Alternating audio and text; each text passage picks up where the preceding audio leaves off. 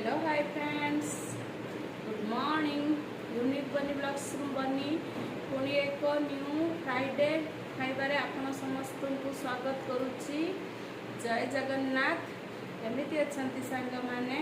खाई पी की मस्त थांतु। आज फ्राइडे, श्रावण मास चललानी से फ्राइडे आज नॉनवेज खाई नहीं। भेज आज रोटी जह्नी आलू तरकारी नहीं, आलू कषा, दही बड़ा और गोटे मिठा हूँ पोटाटो बॉल। आज ये बनाई ब्रेकफास्ट रे। आपण जदि मो खाଇବା ब्लॉग भल लगे प्लीज सांग शेयर करदे।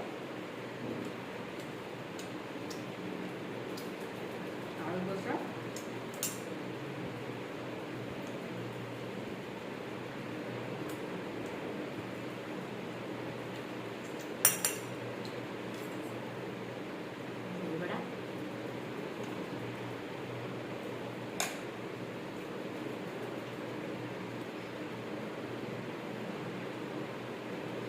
सब मस्त लगुच।